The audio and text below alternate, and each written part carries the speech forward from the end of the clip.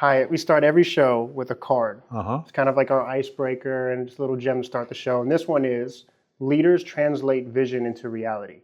Mm-hmm. What does that mean to you, and how does that resonate with you? It is not really very well understood by a lot of people. And what I mean by that is that a leader has to always be the person who transfers his or her ego out of body, so to speak, to a commitment to an effort, to a person who's, let's say, has problems, needs help, running for an office, all those kind of things. So there are various kinds of leadership, and some of those would be academic, and some of them would be political, and some of them would be athletic, etc. And I don't know whether, I guess you'd say that leaders are probably born and nourished as opposed to learned, maybe. That's interesting. Also, we have a quote from a very wise man. If you can work and understand people around you, then you ought to be able to lead. From your father. And we really, really liked that quote. And as we transition into Daytona, I just wanted to... From my father? Yes, sir. We ended up watching one of your interviews, speeches. Oh, okay. And that was one of the last things you said at the speech. Huh. And that was a quote that you told the audience that your father told you about leading and people. Yes, it seemed like it was a little different than that, but how long ago was that anyway? That was 8 years ago. That was at the Eastern Florida State. Yeah. Oh, okay, yes. Okay. I do remember.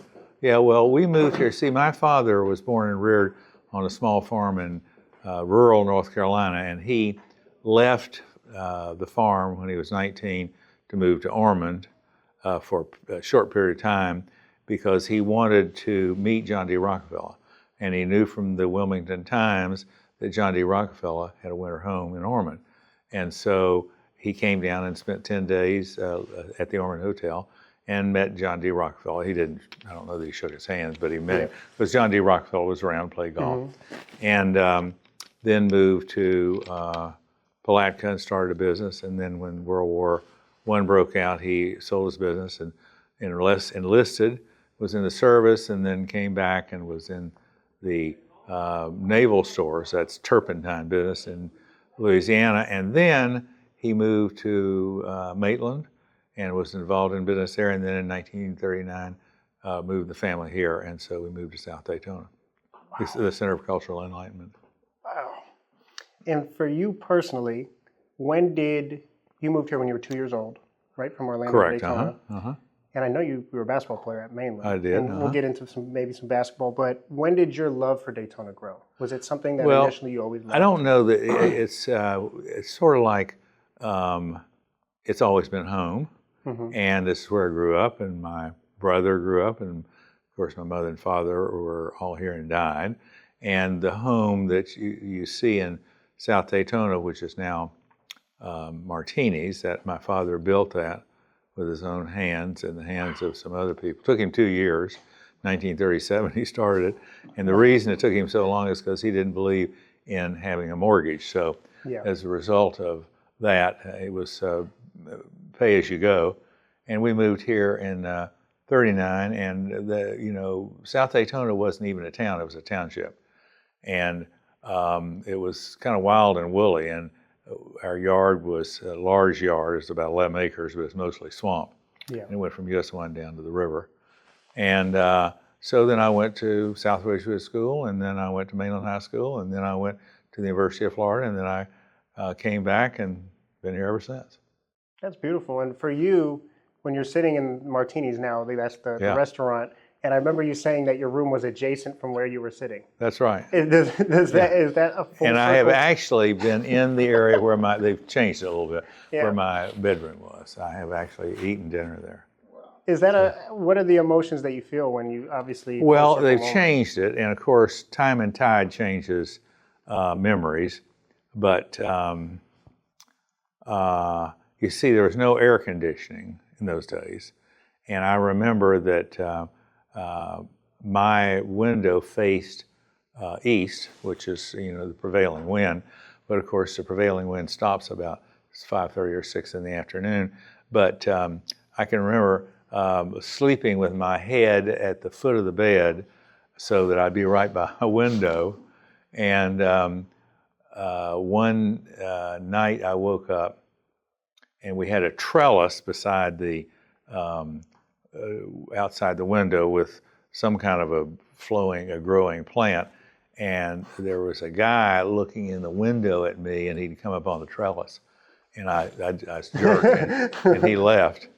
And so that was quite a traumatic experience. Yeah, I can imagine. That's a so little my scary. father, I jumped up and told my father, and he got his gun and went out because he was going to shoot him, and but didn't It's really find scary, him. actually. Yeah, the guy left, whoever it was.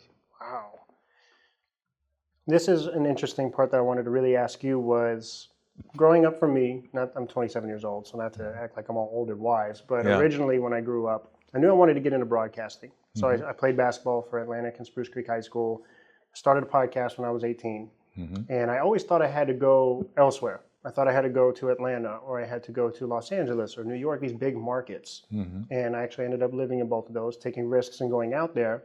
But you had a very interesting, I don't want to say quote, because I'd butcher the quote, but I remember someone asking you, why did you base your headquarters here for Brown & Brown? And you brought up Walmart. And you asked, where is Walmart based out of? And it's Bentonville, probably mispronouncing, Bentonville, Arkansas. That's it. And that's where originally he's from. That's where the family's from. Yeah, That's right. Yeah, why not? So for you, it was so interesting to hear that because like I was alluding to with Josh and I, more and more we're starting to realize how valuable Daytona Beach is. So that must be an amazing feeling to obviously see what your company has blossomed into, but the fact that it's here at Daytona Beach. Well, I never even thought much about that. You see, there are people who say that they have a home in Naples. Well, so what? And the reason that they have a home in Naples, and the reason I want you to know that, is because that's where rich people live. And, but those are people that came here from elsewhere, and they don't have any kind of an investment, meaning personal investment, other than owning a large home. And they like to be around, and they have their boats and all that stuff. And I've never been too interested in that sort of thing. Have a lot of friends who've been quite successful, but this is a really great place to live. And we don't move around much. When I got married in 1965, we bought a small home in Ormond, and then in 1972 we bought the home where we live today, and we lived there ever since. We're going to die there. So we don't change much. Now, to have a business here and to grow it so it's now international, and bear in mind, in 2009, I stepped aside and Powell Brown, our eldest son, became the CEO. Whenever that occurred, we had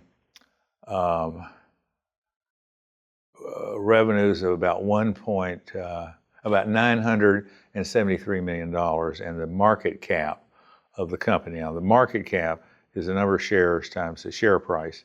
That equals the value of the company. That's called market capitalization. The market cap of the company was about $2.6 billion. And so today, and Powell's been the CEO since 2000, and I guess 10, it's about $27 billion.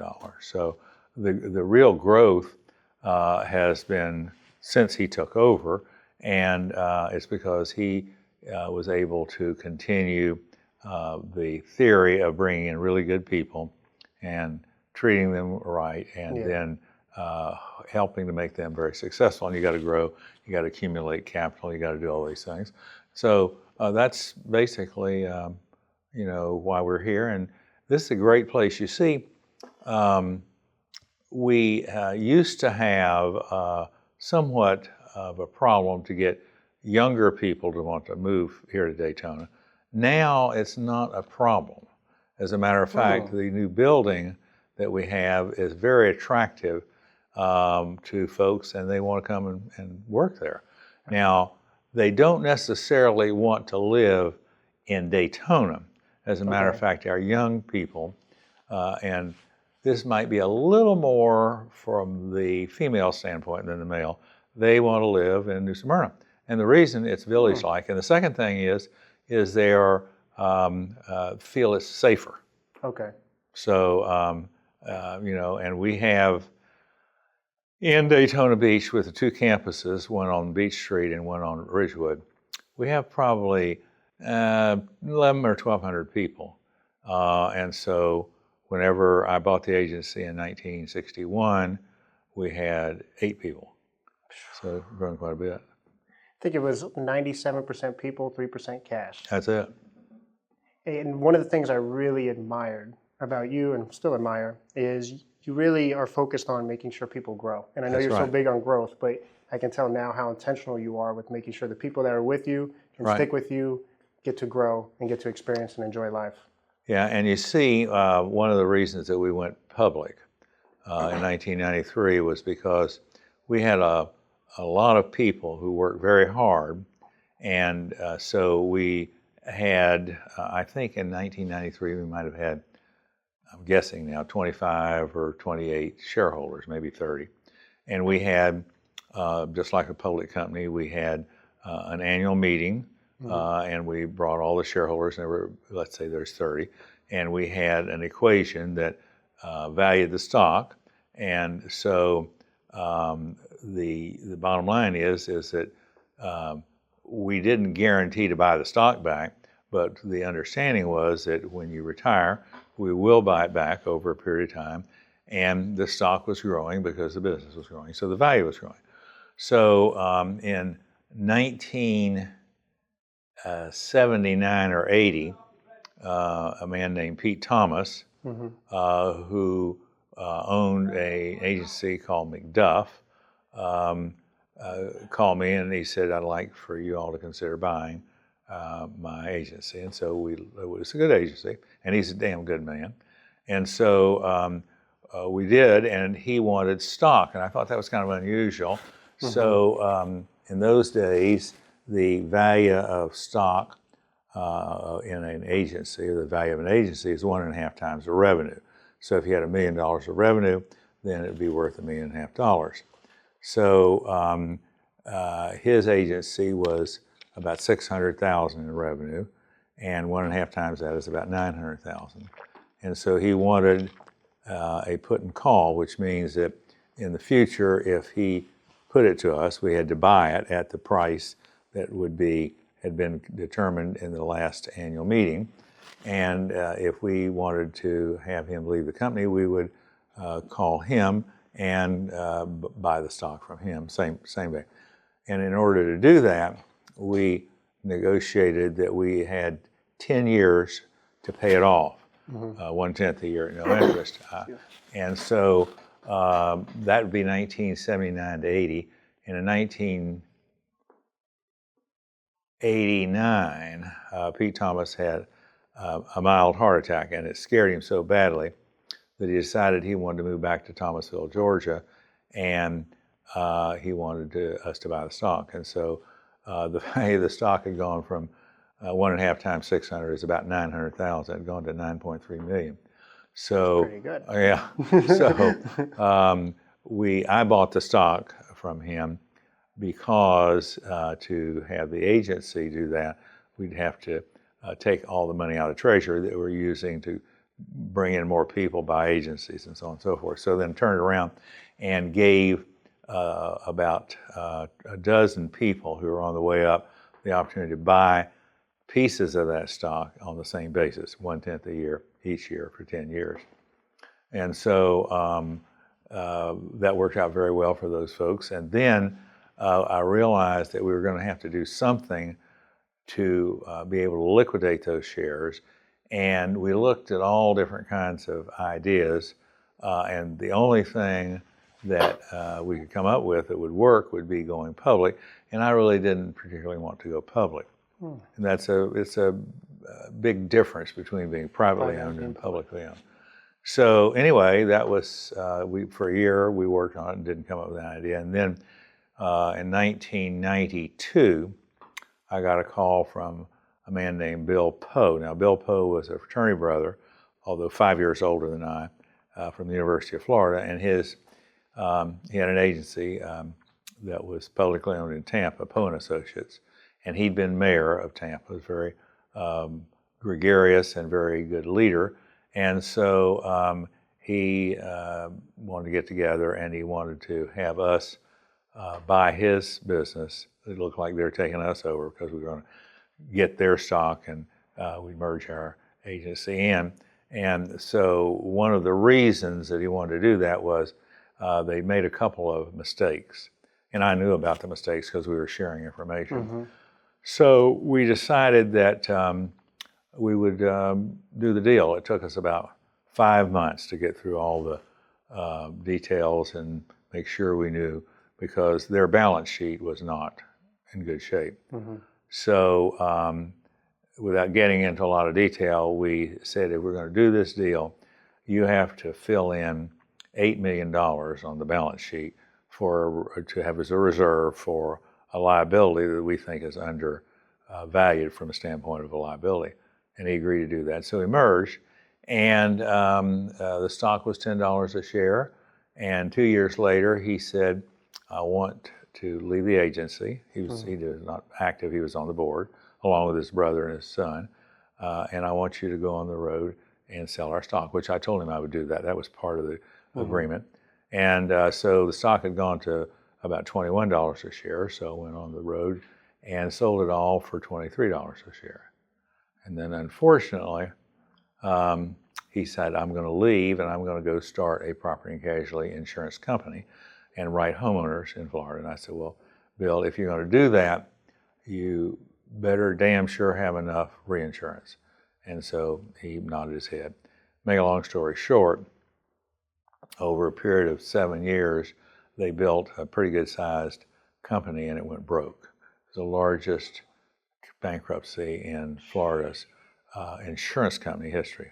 $1.3 billion of additional liability that ultimately had to be paid for by the state, and then the state turns around, and everybody who has a property insurance policy in the state of Florida had a little charge, and took 10 years to recoup that, because the state is only a guarantor to the extent that they can reassess all the policyholders.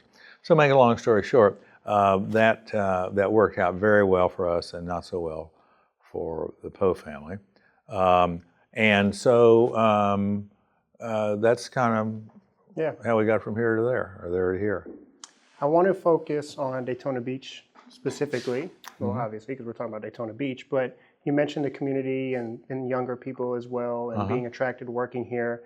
I know there's a lot of athletes who transition over to business very well. Yeah. But when we talk about the community, what is the impact that museums, and we'll transition to the Brown, have on the community in education and culture?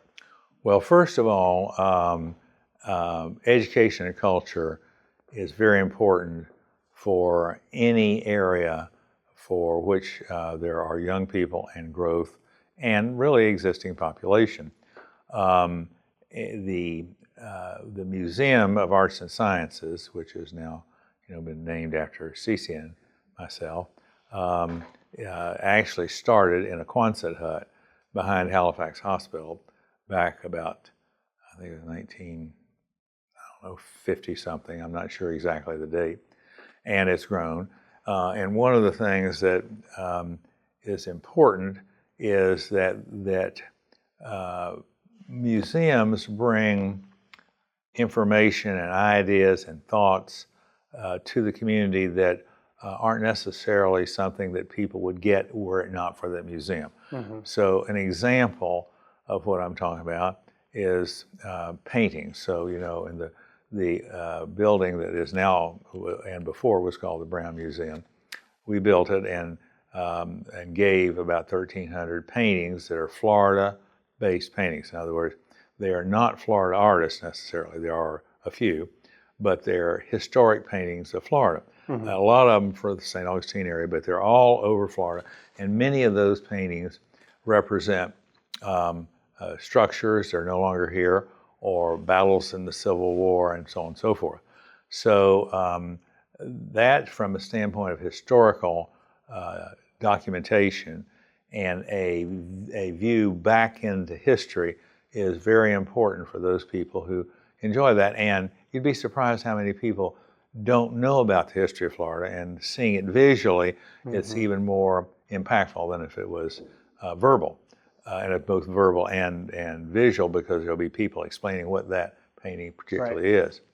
So that's one thing. And then I remember in believe it or not, 44, my parents and I and my brother were in New Orleans, and my mother said, my brother was at a convention, and my mother and father said, we're going to go to the Museum of Natural History because they have lots of interesting things. So we went there, and the thing I remember was they had all kinds of dinosaurs, and I thought, boy, that's really unbelievable.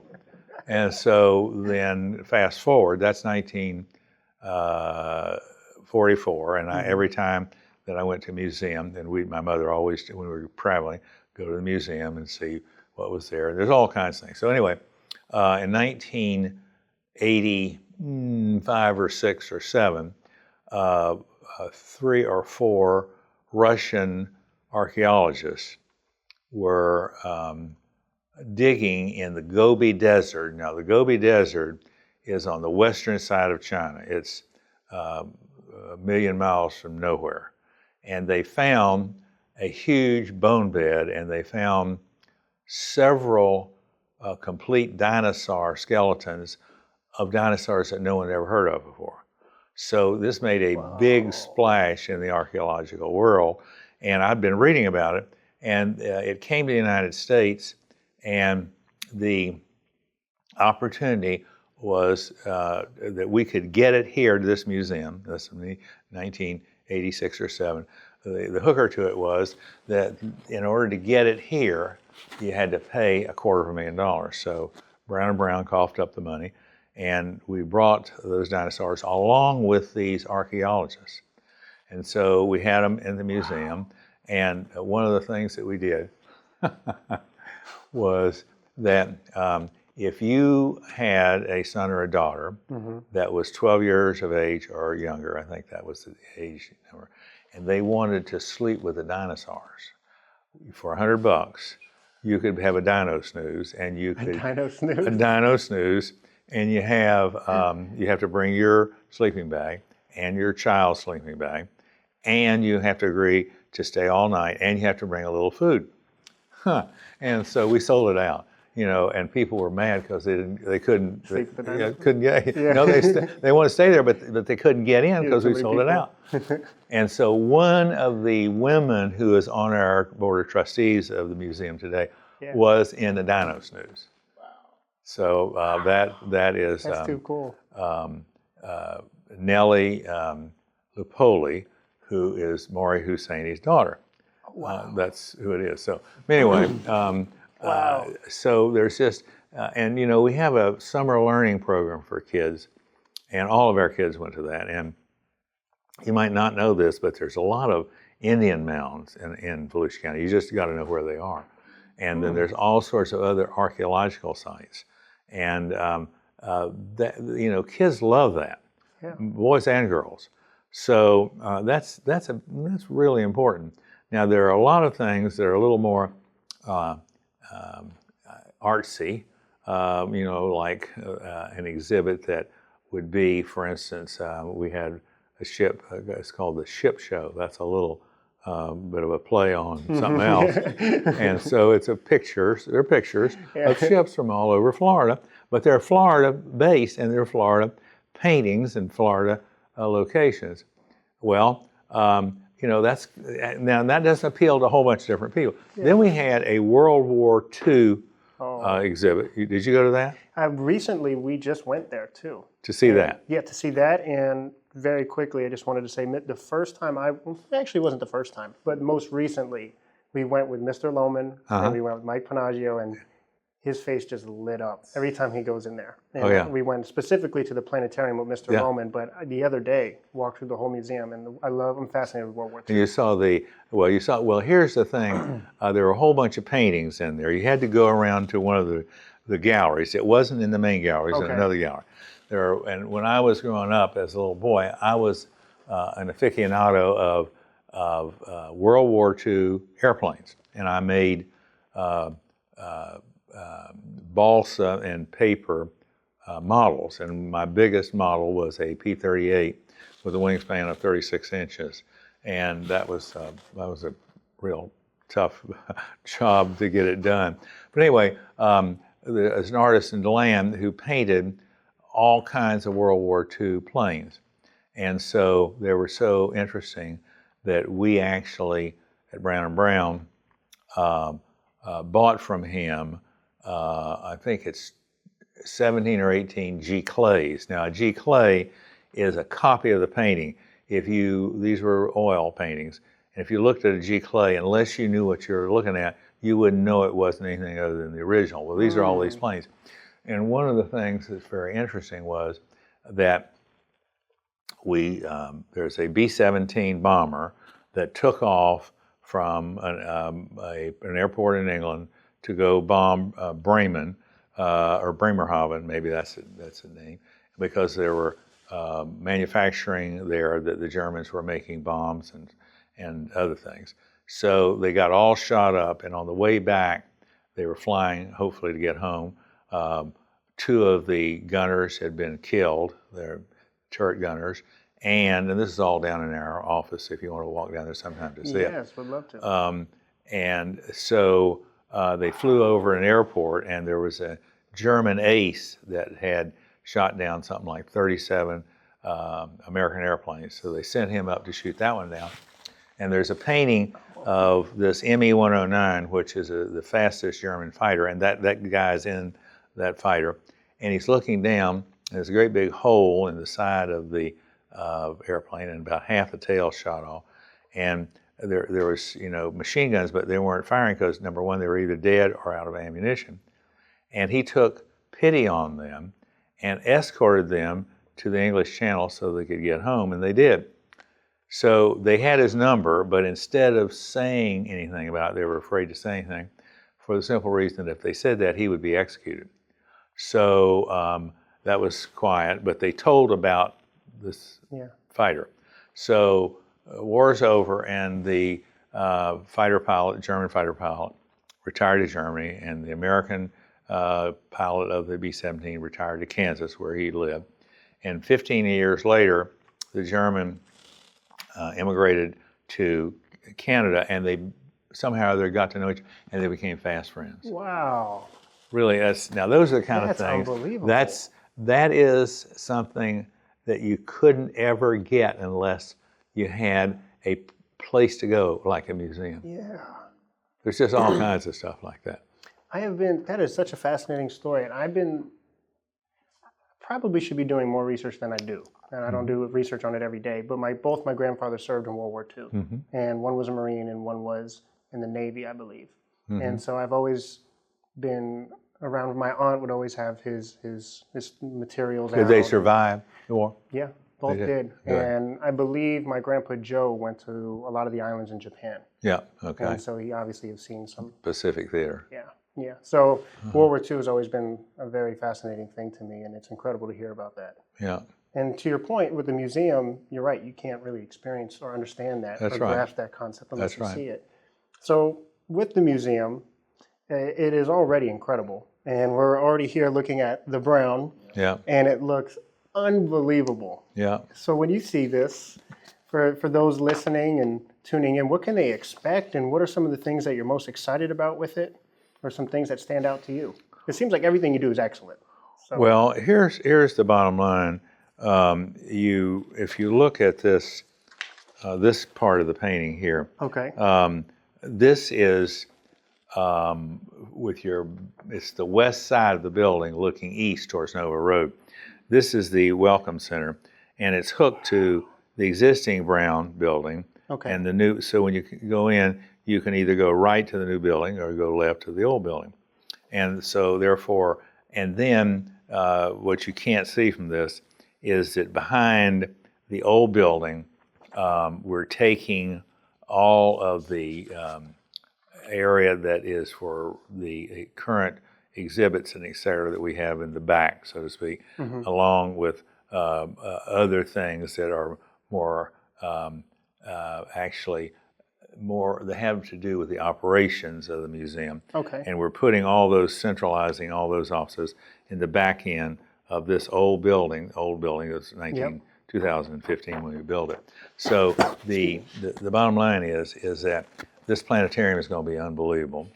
There's going to be a children's museum, and what you don't see, this is not the final, Yep. but this planetarium, it goes up higher, and the first floor under here is the children's museum. And so the children, and so you could have people watching in the planetarium, you have children down here. And so cool. there's just all kinds of stuff like that. When I went the other day, there was a young girl, and she went into the T-Rex's mouth, Yeah, and I you know. could roar like, Yeah, I like know. a dinosaur. So the kids love it, and Yeah, we're big kids, especially when we go in the planetarium. Yeah. And we were speaking with Seth the other day, and yeah. you could just sit back and let your mind and imagination go. And Seth really is good. Now, speaking about the youth, so when they hear about this project, what is like the first impression or first thing that you want the youth to experience when they walk in? Well, it's different strokes for different folks. Some people are interested in history. Some people are interested in modern art. Some people are interested in archaeology. Some people are interested in going, there's going to be a theater called the Black Box Theater, and it's was actually endowed by the Root family, and that's the Coca-Cola family that's here. And so there will be presentations given there about various and sundry important matters of the day. And then there's musicals, there's all kinds of stuff that goes on. Plus the fact that this is a place where when we have conventions and people that come here in groups, they may want to have one of their meetings in the museum because of the fact that this is really the unbelievable building. So it's different strokes for different folks. For young people, it may be the dinosaurs. It might be something they learned because they were on through the summer learning program, they were on a Indian mound down on Spruce Creek out in the middle of the woods. It might be an event where they are in the planetarium and they're just enthralled by the enormity of it, you know. Yeah. Albert Einstein once said, if you think about space, everything is either circular or elliptical. And what he said was that if you could see far enough out into space, you could see the back of your head. How about that concept? It's hard to wrap your mind around. Yeah, that's right. And so, you know, those are the kind of things. But unless people are exposed to some of that thinking, and you see a lot of people think, well, that's just for, you know, people that are interested in academics. That's bullshit. You know, it's for everybody. Yeah. And so, but there are some people that are not interested in museums. That's fine. But this building is a 100-year building, and so that's a long time. I wanted to actually talk to you about sustainability, and we constantly hear that word, whether that's your routine in life or business. Is a lot of times it's sustainability. So for this, how do you think this not only encourages the youth and builds the community? If you look at a lot of the institutions that you invest in across the city, you're very big on education and really helping elevate everybody. How do you think this helps the growth and sustain that growth in Daytona Beach? Well, you see, first of all, this is part of an overall plan to raise the economic viability of the community. Now, let's think about that for a moment. In 2010, the median family income in the city limits of Daytona was $27,000. You said 2010? That's right. It is now $50,000. So people are coming to town as a result of lots of things going on. So are you familiar with the CEO Business Alliance? Does that mean? That's actually General Ernie Audino. That's exactly right. You know. so- That's right. Sure, you know him. Yeah. Okay. Yeah. Well, you see, in 2010, a group of 7 people each coughed up $100,000 each year for 3 years to hire someone who could help to bring new businesses to this town and that had higher levels of earnings, because all boats float. When the lowest boat floats up, everybody goes up. And so we had an agreement among the 6 people that many of the people who are economic development people are not that effective. And one of the reasons is because they can't deal with the CEOs of companies who are making decisions. In Florida, we have something called the Sunshine Law.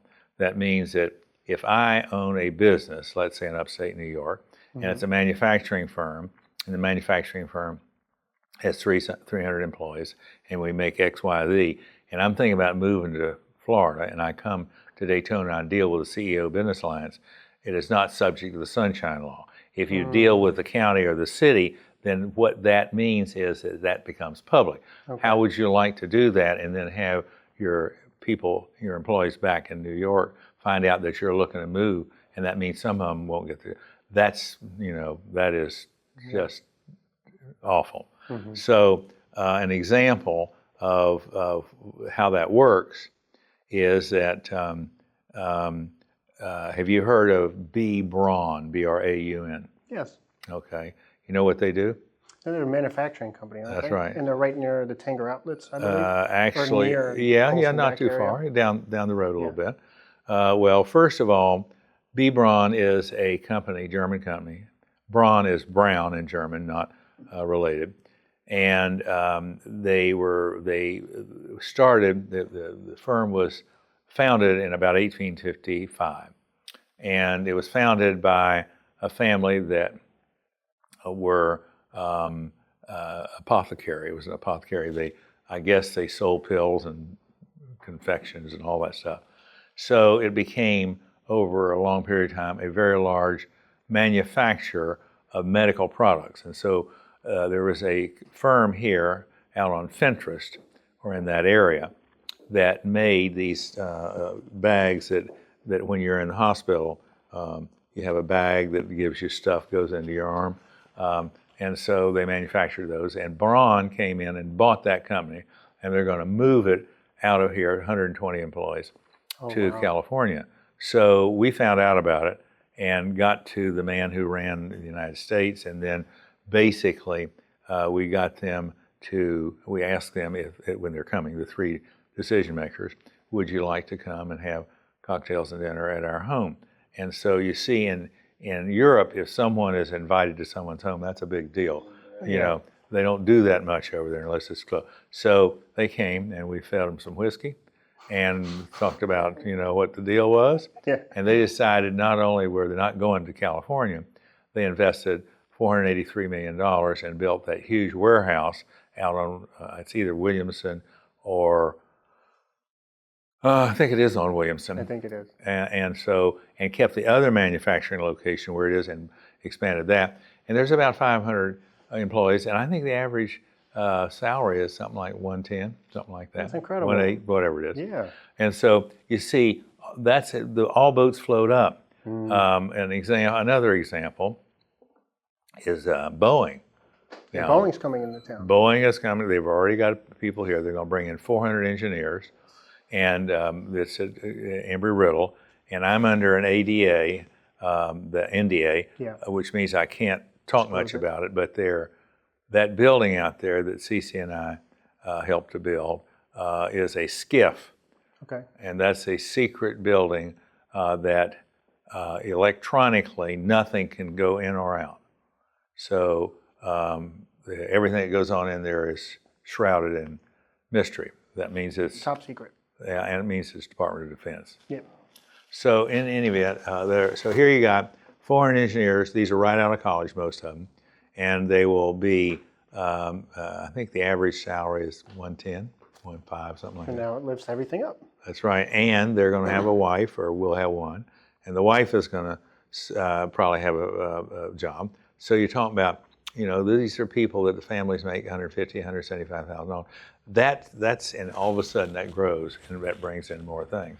So another example is Trader Joe's is a very upscale place to go buy stuff. It's already bonkers. It's busy over there. That's right. And Sprouts is another. Yep. Okay. Now the reason that it's here is because 8 or 9 years ago, Trader Joe's was looking for a place to put a warehouse. And so it came down between us, Daytona, and Jacksonville. So the CEO Business Alliance, it was even, as a matter of fact, they were going to Jacksonville. So CEO Business Alliance said, we'll write you a check for $100,000. And that's why out next to Tanger Mall, there's a long warehouse, which is Trader Joe's. Now, the reason that the Trader Joe's is here today, it's in Daytona Beach, but it's in that area of Daytona Beach. Right. The median family income out there is much higher. Really? So let me give you an example. If you go out Williamson and you are going north and you look to your left, there's Advent Hospital. Okay, if you look to your right, there's a whole bunch of apartment buildings. One of them is called the Napoli, and that is about 954 apartments. And the man and the company that built that and did own it, they sold it, are friends. And they're the ones that are building the apartments next door to the Brown building down on Beach Street. Okay. So Philip Smith is the man's name. So Philip told me that when they built that building, it was 100% rented up in 6 months, which is unbelievable. And the median family income, $133,000. And so where are those people coming from? Third of them are coming from Atlanta. And so I said, well, what? Atlanta? He said, yeah. He said they're working virtually. And then I started checking, and we have a couple, 3 people that are working virtually there from Brown & Brown because their wives don't want to leave Atlanta. And so, but they're here during the week. And so the interesting thing is one of them happens to be head of our cybersecurity. And before he was head of cybersecurity for us, he was head of cybersecurity for the U.S. Army, retired at 58 or 57 and works for us now. And so his income obviously is substantial. So that's a third. Another third come from New Jersey, and the people from New Jersey are renting here. They're not living here all the time, but they are renting here, but they're living here part of the time because they know they're going to retire here and they want to be able to live here some so they can figure out where they want to buy a home. Okay. And then the other third are coming from downtown Orlando because around Lake Eola is all kinds of prostitution and drugs. Just and bad areas. And people want to get out of there, and there are all those apartments and condominiums. So that's the other third that's living in those apartments. And many of those people are working in Orlando. So you see, the Volusia County is really, really in an excellent spot to continue to grow. And it's good for everybody. And if I'm not mistaken, there's the largest robotics lab that Amazon has in the country, right there? Fulfillment center, I should say. Fulfillment center. I've heard that. Here too. Yeah, see, I don't know about that. Yeah. But I know about it, I just don't know anything about it. So there's more and more opportunities, and that's for people who live in Daytona Beach. That's obviously great news, and you love to hear that. Sure. And you clearly play a pivotal role. Don't know about that, but we're going to do whatever we can. Well, I don't want to take up too much of your time, so the last few questions, selfishly, is a couple leadership questions. And I know it's a fascinating subject. There's a lot of ways to look at it, and we'll let you go. So we appreciate your time. We wanted to ask you, you always say there's always a beginning. So growing up in Daytona Beach, how did leadership affect the way that you're approaching these situations now, the way you were taught leadership? So having the vision like we talked about in the card, how did that influence the way you approach these scenarios now?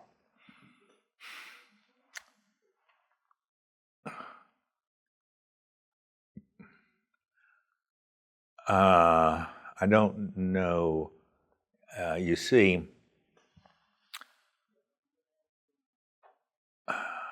learning is a continuous journey. And so when does that start? Probably when you're 3 or 4 years old. And see, my father was a person who had huge energy, and he worked day, night, and Sunday.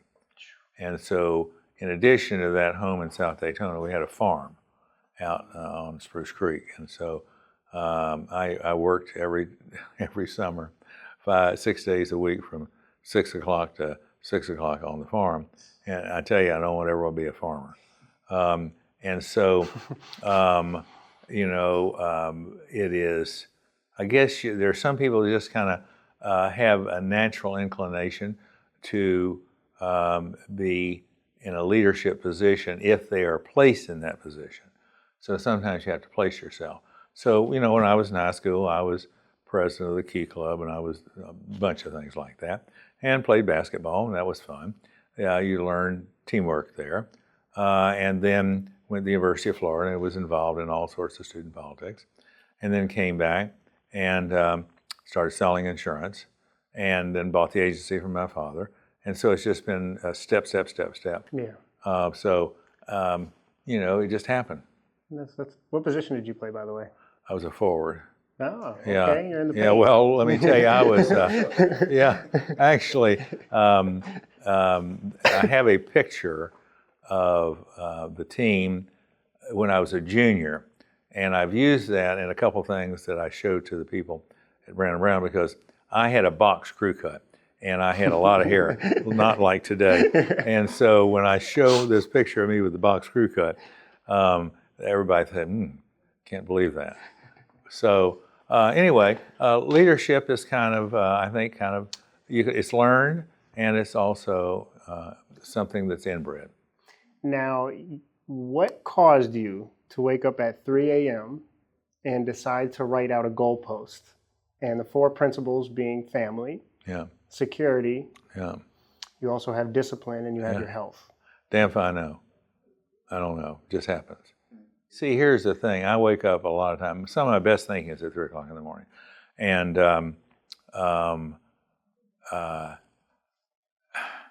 you see, that's your subconscious coming forward. So why do I've done that forever.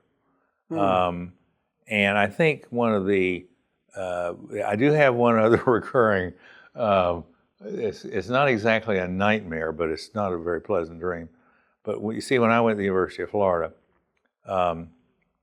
my freshman year, in order to get a car, I had to make really good grades. And so I did go to class, and I had a couple B's and the rest A's, and I got a car, $632 car. And so after that, I didn't go to class. So I would, and in those days, you didn't have to go to class, but you had to take the finals.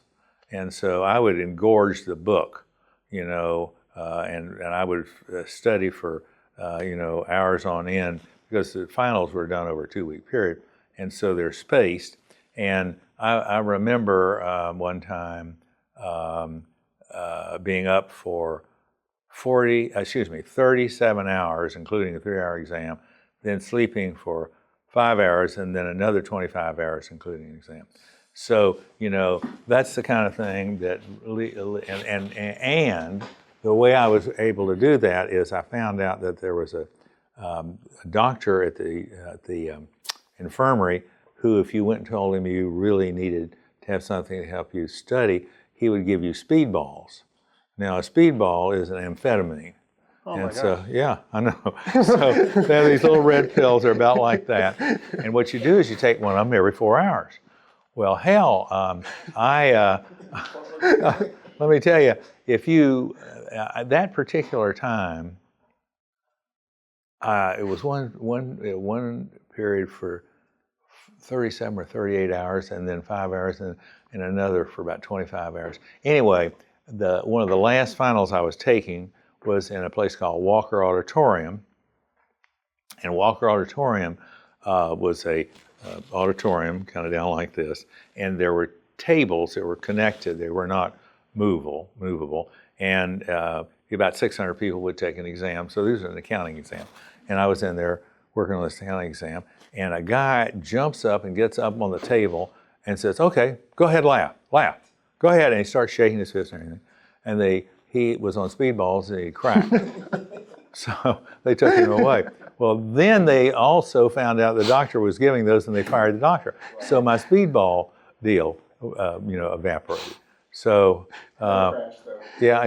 so the bottom line is, I still wake up because the last time that I had speedballs, the last exam was biology. And so I didn't buy the book. So I had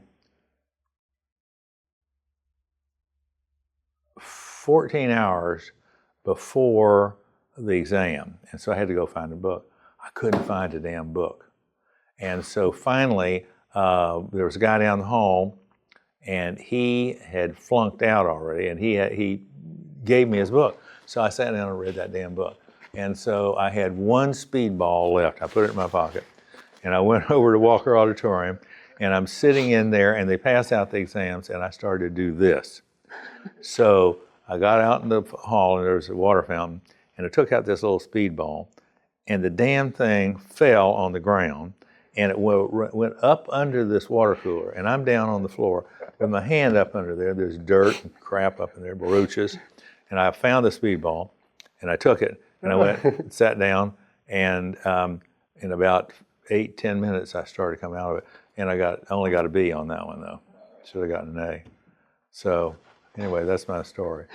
And that sounds kind of weird, but I can tell you this. When you place yourself in a position where it's either rise or you're dog meat, it gives you great confidence in yourself. And you see, when I was in the legislature for 8 years, one of the advantages, and even in business also, where you're thrust into a situation where you've got to engorge a mass of information and then articulate it in order to make a point if it's a legislative process, or make a point if you're selling something, or make a point if you're trying to recruit someone, or whatever it is. And you know that you can get it done because you've done it before, and there is stress, no question about that.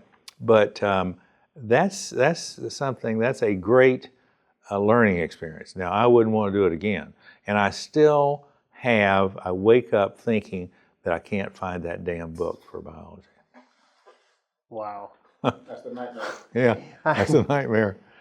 There's so much to take away from that. And my last 2 points before I go into this last quote is discipline.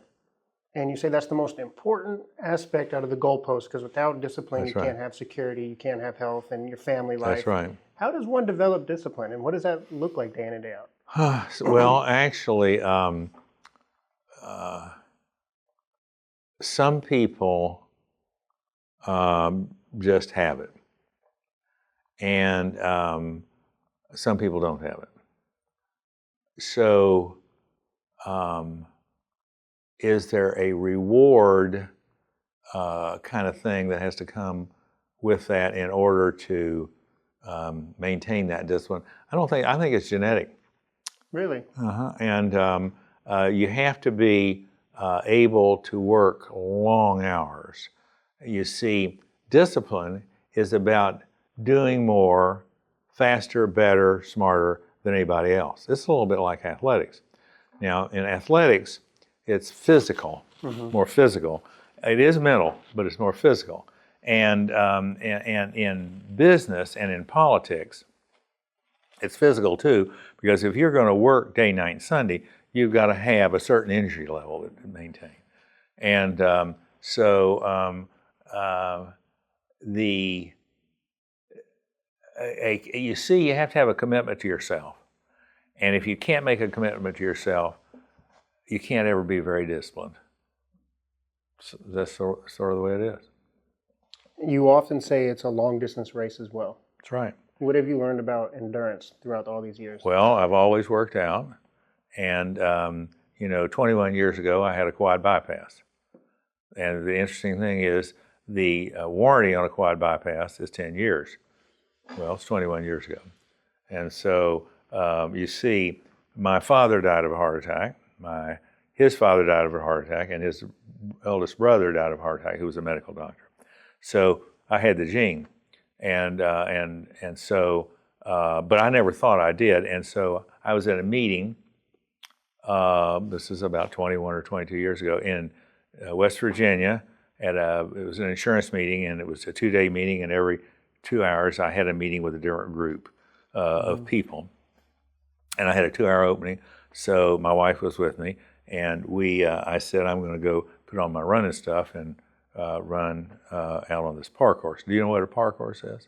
Mm-mm. You know what a park course is? Is that the workout courses? Yeah, if you go into a park, you'll see signs, and there'll be a running thing with a sign. Bushman Park. Yeah. Yeah. That's right. And, and you do what that says the sign, and then you run to the next sign. Yeah.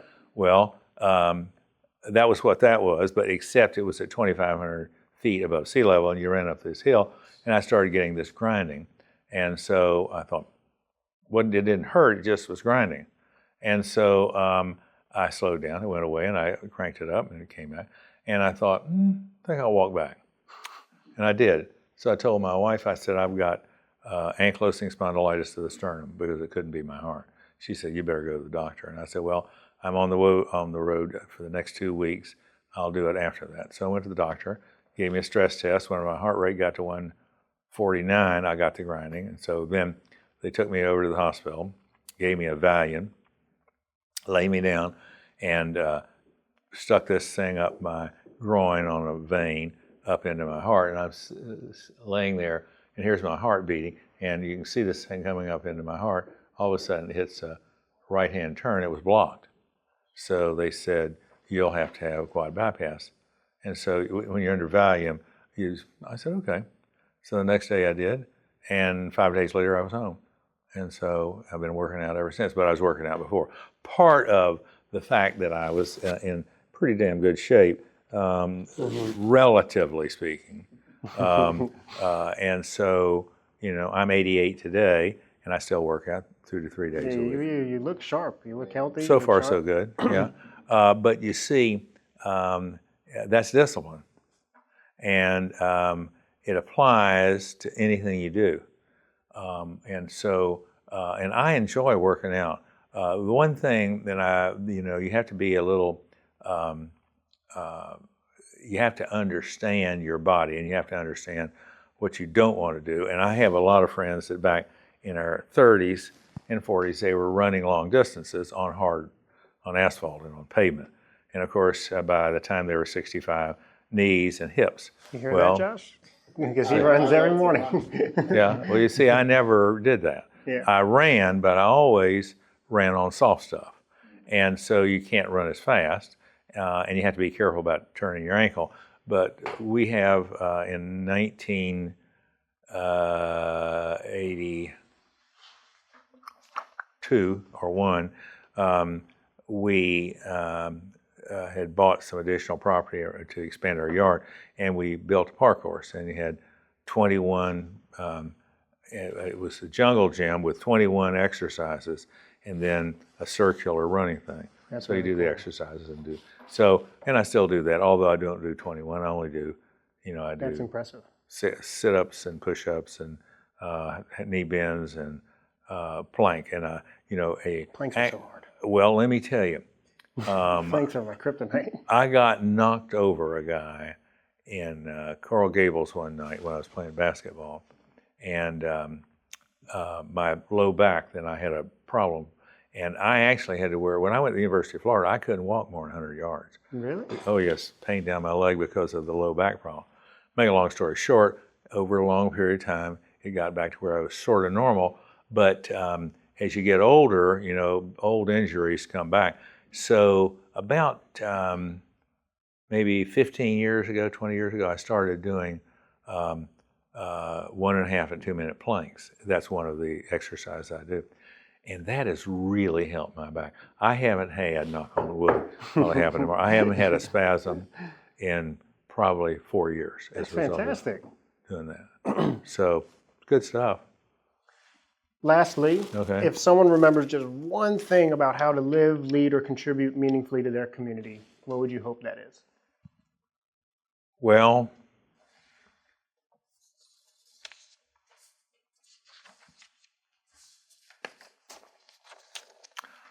you have to do something that you kind of believe in. And it has to be something that would be beneficial to others. And you see, one of the things that's always irritated the hell out of me is people saying, "Why do you live in Daytona Beach?" That always irritates the hell out of me. And so one of the reasons for doing all the things is that this is where I grew up, wasn't born here, we grew up here, and I have an obligation. And more people are starting to think, well, you know, Daytona Beach is not a bad place to live. Now, when they're thinking about that, they're thinking about living outside of the core of Daytona. Yeah. And so the core of Daytona is going to come back. It just takes some time, and it takes an economy that will allow it to occur. So that's kind of where it is. I wanted to finish on one quote Okay. and what it means to you. I don't know if it's still hanging up in every office at Brown & Brown. We have the cheetah and the gazelle. We wanted to talk about that, but it was the Ronald Reagan quote. And I don't know if you want to read it or I could read it, but it is: "The character that takes command in moments of crucial choices has already been determined. It has been determined by 1,000 other choices made earlier in seemingly unimportant moments. It has been determined by all the little choices of years past, by all those times when the voice of conscience was at war with the voice of temptation, whispering the lie that it really doesn't matter. It has been determined by all the day-to-day decisions made when life seemed easy and crises seemed far away. Decisions that, piece by piece, bit by bit, developed habits of discipline or of laziness, habits of self-sacrifice or of self-indulgence, habits of duty and honor and integrity or dishonor and shame." Yep. Yeah, we've had that. Now, it's interesting.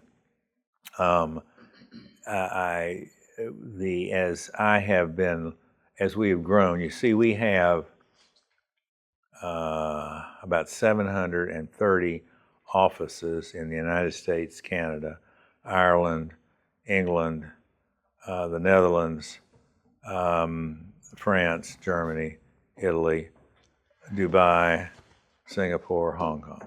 And so it doesn't hang in every office. It hangs in some. And a lot of people aren't as enthralled by that quote as I am. But it says it all. And I don't know where I got it from. Obviously, it was written down. It was one of his speeches. And so it's I have a bunch of quotes in my little conference room that I use, and I was just trying to remember whether or not I still have this one up or not, because over the years there have been those that have been a little more modernized or really old, like George Washington's quotes and things like that. So damn good quote, says a lot. And of course, Ronald Reagan. It's too bad we don't have him today. Hyatt, thank you for everything you've done, and thank you for everything you've done with Daytona Beach. Well, you're quite welcome. I enjoyed it.